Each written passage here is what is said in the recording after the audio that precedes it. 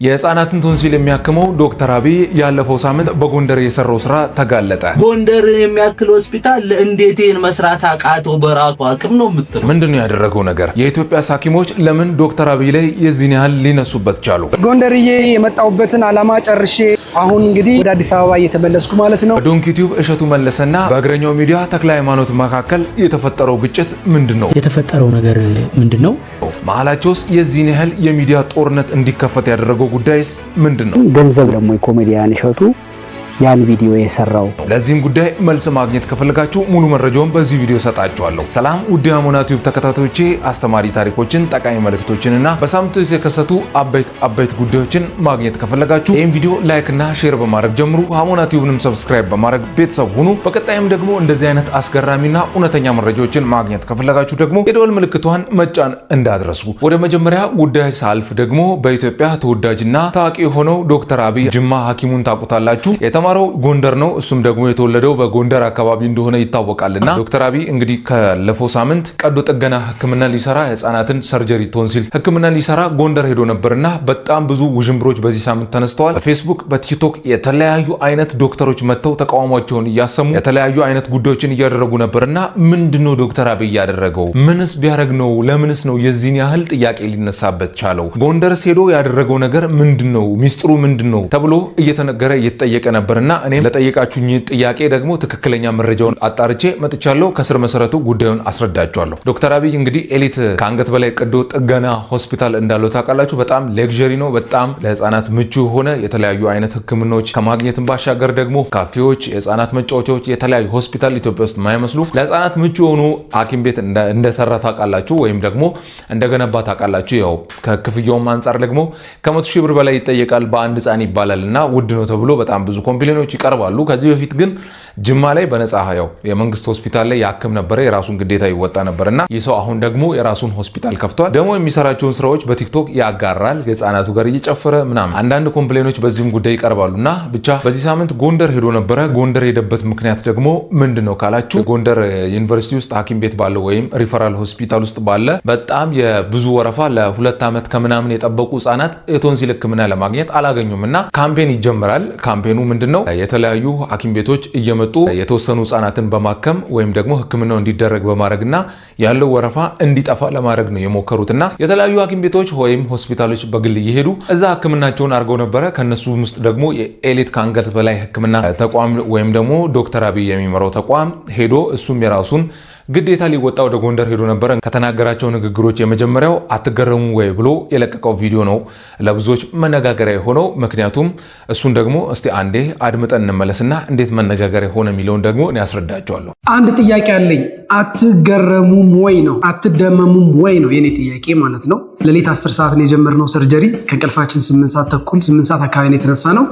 ኢንሲዥን ታይም ሰርጂካል ኢንሲዥን ታይም 10 ሰዓት ነው የጀመርነው ሌሊት 3 ሰዓት ተኩል 20 ጉዳይ አካባቢ ለአራት 35 ህፃናትን ሰርጀሪ ሰርተናል ማለት ነው። እናም ዶክተር አብይ አትገረሙም ወይ ብሎ የሰራው ቪዲዮ መካከል ከተናገረው ንግግር ካያችሁ ከ4 ሰዓት እስከ 6 ሰዓት በሞላ ጊዜ ውስጥ ኦልሞስት 35 ሰርጀሪዎችን ሰርተናል ብሎ ነው በዚህ ቪዲዮ ያጋራውና ይህ ማለት ደግሞ በየ9 ደቂቃ አንዳንድ ሰርጀሪ ይሰራል። ብዙ ዶክተሮች ቁጣቸውን የገለጹት ለሚዲያ ሽፋን ብሎ ማይሆን ቁጥር ይጠራል። አንድ ሰው በ9 ደቂቃ ሰርጀሪ በተአምር ሊሰራ አይችልም የሚል ኮምፕሌን ያቀረቡትና የዶክተሮቹንም ኮምፕሌን አንዴ አስደምጫችሁ ልመለስና ከዛ በኋላ እኔ ደግሞ ያለውን ነገር ነግራቸዋለሁ።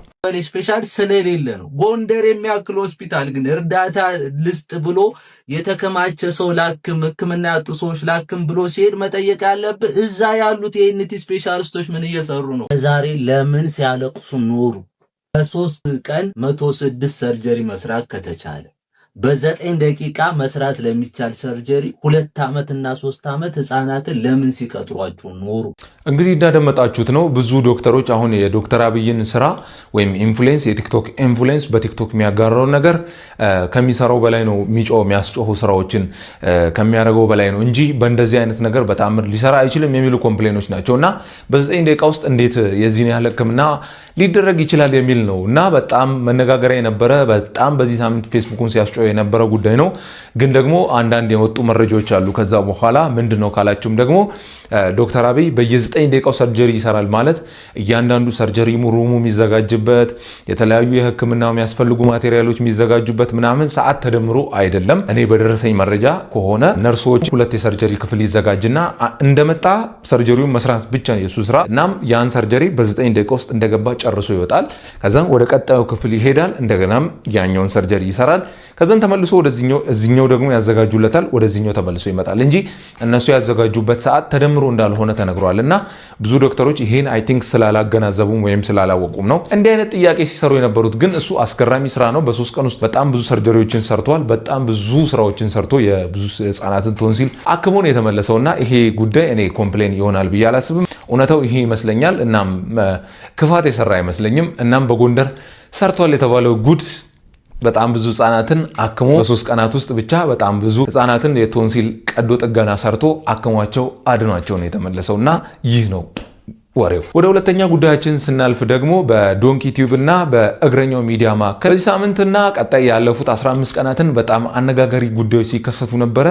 ምንድነው እንዲያጋጫቸው? ለምንስ የዚህን ያህል በየሚዲያቸው ሆነው ይተኳኮሳሉ ወይም ደግሞ አጉል መረጃዎችን ያወጣሉ ብላችሁ ጥያቄ ካነሳችሁ ደግሞ የመጀመሪያው የግጭታቸው መነሻ ብዬ ከማስባቸው ጉዳዮች መካከል እሸቱ መለሰ እንግዲህ ለዋልድባ ገዳም ገቢ ማሰባሰቢያ ሄዶ ቪዲዮ መስራቱ ይታወቃል። ከዛ ቪዲዮ ጋር ባሻገር ግን በጣም ብዙ ኮምፕሌኖችና በዛም ብዙ ተቃውሞች ሲነሱ ነበረ። የነዚህ ተቃውሞች መነሻ ደግሞ እግረኛው ሚዲያ ወይም ተክለ ሃይማኖት ነው ይባላል። ያም ከተባለባቸው ጉዳዮች መካከል ደግሞ እሸቱ መለሰ ይህን ቪዲዮ ከሰራ በኋላ ማንም ጥያቄ አላነሳም ነበረ። ግን ተክለ ሃይማኖት ወይም ደግሞ እግረኛው ሚዲያ ጋር እኚህ ገዳም ላይ ያሉ አባቶች እሸቱ መለሰ አናግሯቸው የሰሩት አባቶች ስህተት ሰርቶ አል ብለው መጡ። እንግዲህ ስህተት ከሰራም እሸቱ መለሰ ጋር ነበር መሄድ የነበረባቸው። እግረኛው ሚዲያው ግን ራሱ አቀሳስሮ ይሁን ወይም ደግሞ እሱ እነሱ ጋር ሄዶ ይሄ ልክ አይደለም ብሎ ይሁን ወይም ደግሞ እነሱ እሱን ፈልገው መጥተው ይሁን አይታወቅም። ብቻ እግረኛው ሚዲያ ጋር ወይም ተክለ ሃይማኖት ጋር በመሄድ ይህ ነገር ልክ አይደለም፣ እሸቱ መለሰ እኛን ሸውዶናል፣ የሴቶች ገዳም የሚባል የለም አይነት ብለው መጡ። ይሄን ቪዲዮ ለቀቁ ማለት ነው። መልኩ የተላለፈበት መንገድ ራሱ ትክክል ያልሆነ ነው። ምክንያቱም ይሄ የዓለማዊ ህይወትን ወይም ደግሞ ዓለማዊ እሳቤን ይዞ የገባ ነው። ገዳማዊ ህይወቱን ወይም ደግሞ የእናቶችን የኑሮ እንትን መሰረት ያደረገ አይደለም ይሄ። እናም ከዚህ ቪዲዮ በኋላ ደግሞ እሸቱ መለሰ በራሱ ሚዲያ ወጥቶ ስለተፈጠረው ነገር ወይም ደግሞ ስለተደረገው ነገር አብራራ። በተጨማሪም ደግሞ እኚሁ ራሳቸውን ሰዎች ደግሞ በራሱ ሚዲያ አምጥቶ የሰራውን ስህተት ወይም ደግሞ እሱ ያን ነገር ባል ያለበትን መንገድ አስረዳቸው፣ አብራራላቸው።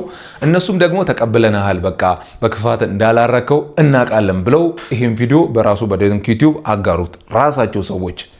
አጥፍቷም ለመገሰጽ ሳይሆን በየትም አናገኝህም ነበር፣ አናውቅህም ነበር ያለ ክርስቲያናዊ ስነ ምግባር ይገለጽን። ይሄ ስህተት ተፈጥሯል። ዋልድባ ቀላል ቦታ አይደለም። አልተወቀስክም፣ የምትወቀስም ልጅ አልነበርክ።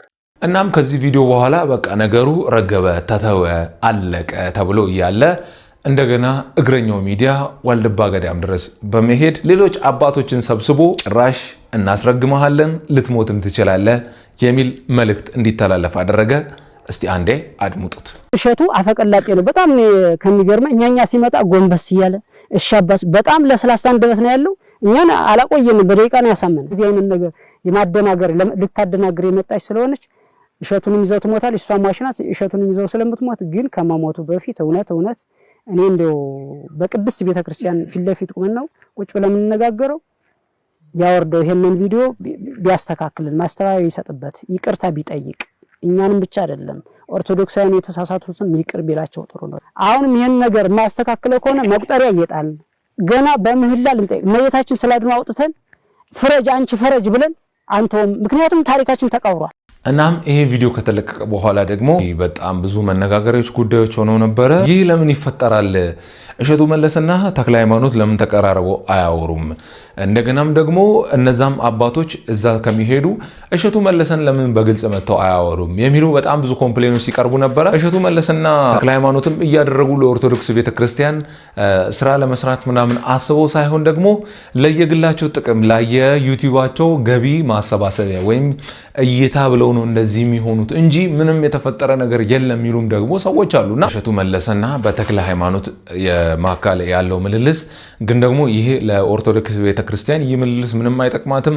እንደውም የተለያዩ አይነት ጉድፈቶች እንዲወጡ የተለያዩ አይነት መጥፎ ቃላቶች አሁን እሸቱ መለሰን ረግመሃለን እስከ ማለት ገዳም ያሉ ሰዎች ሰው ስህተት ቢሰራ እንኳን ይቅርታ መጠየቅ ካለበት ይቅርታ እንዲጠይቅ ማስተማር የተለያዩ አይነት ምክር መስጠት እንጂ እንረግመሃለን እንገስጻለን ትሞታለህ እስከ ማለት ድረስ መድረስም ትንሽ ብዙ ሰዎችን እያስከፋ ነበረ። እንዴት ይባላል ገዳም ያሉ ሰዎች እኛ እዚህ ከተማ ያለነው እንኳን ምን እንበል ይቅርታ መባባልን ደግሞ እነሱ ካላስተማሩን ምን እንበል ሲባልም ነበርና ብዙ ጉዳዮች መውጣታቸው አይቀርም። በዚህ ጉዳይ ከቀጠለ ግን እሸቱ መለሰም የራሱን መልስ ደግሞ ሰጥቷል። ግን በሁለቱ ሰዎች መካከል ግጭት እንዳለና የተፈጠረ ግጭት መሃል ወይም ደግሞ አንዱ ያንዱን ስም ለማጥፋት የተነሳ አይነትም ጉዳይ እንዳለ እየተወራ ይገኛል። ግን የሁለቱ ጸብ መነሻ ይህ ነው ብዬ አስባለሁና ለዛሬ የነበረን ጉዳይ ይህን ይመስል ነበረ። በሁለቱም በዶክተር አብይም በእሸቱ መለሰና በእግረኛው ሚዲያ መካከልም ደግሞ ያሉ ጉዳዮችን በዝርዝር ላወራችሁ ሞክሬያለሁ። እናንተም ደግሞ ሙሉ መረጃ ይዛችኋል ብዬ አስባለሁ። በቀጣይ ሳምንት እስክንገናኝ ድረስ በደህና ቆዩልኝ። ያላችሁን ሀሳብ አስተያየት ኮሜንት ላይ መጻፍ ትችላላችሁ። በብልሃት ነው።